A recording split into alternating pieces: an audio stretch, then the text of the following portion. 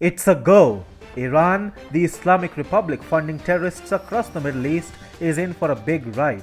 The Islamic Republic was well on path to completing the revolution.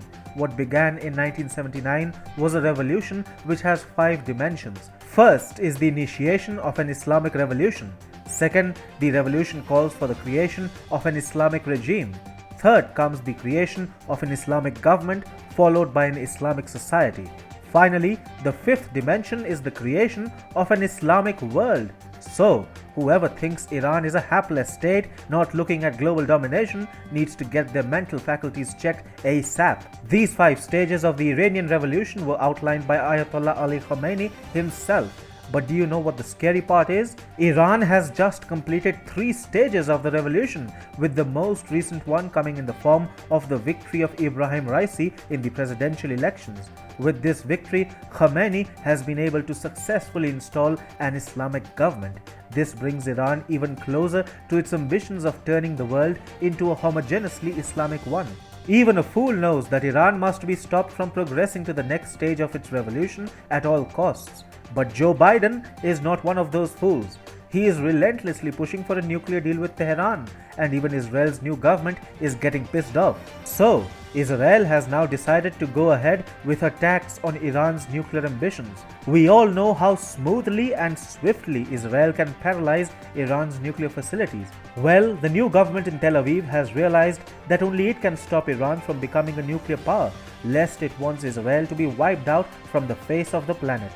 Hi and welcome. This is TFI Global, the foreign affairs and geopolitical analysis arm of the TFI Media Group. In this video, I, your host Sanbir Ranhotra, will tell you how hell is about to come down on Iran because of the victory of one man, Ebrahim Raisi, as the president. Let's begin. Iran has a new president, Ebrahim Raisi, an ultra-conservative by ideology. Raisi is infamously known as the Butcher of Tehran and strongly supports Supreme Leader Ayatollah Ali Khamenei's nuclear ambitions and hardline policy.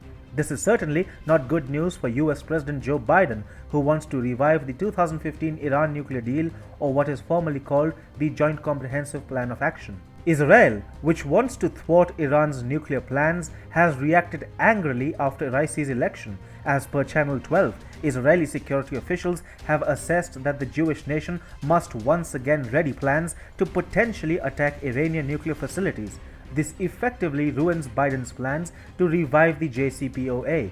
As per Channel 12, the assessment in Israel is that since Raisi backs a return to the JCPOA, the US and Iran will not reach a final agreement for reviving the 2015 nuclear deal till August, when Raisi assumes office. In the meanwhile, Iran could enrich its uranium stockpile.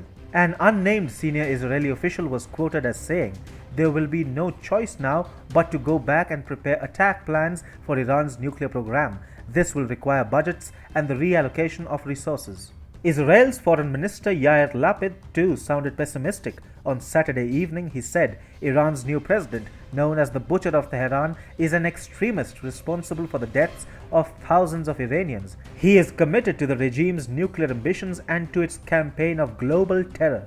Lapid added that his election should prompt renewed determination to immediately halt Iran's nuclear program and put an end to its destructive regional ambitions. Meanwhile, Israel Defense Forces Chief of Staff Aviv Kohavi too would lead a senior delegation of top Israeli military officials to Washington and attend a meeting with American military officials about Iran's advancing nuclear program and expansionist tendencies. The Israeli military said the Chief of Staff will discuss with his counterparts current shared security challenges, including matters dealing with the Iranian nuclear threat, Iran's efforts to entrench itself militarily in the Middle East, Hezbollah's rearmament efforts, the consequences of the threat of precision-guided missiles, and joint force buildup.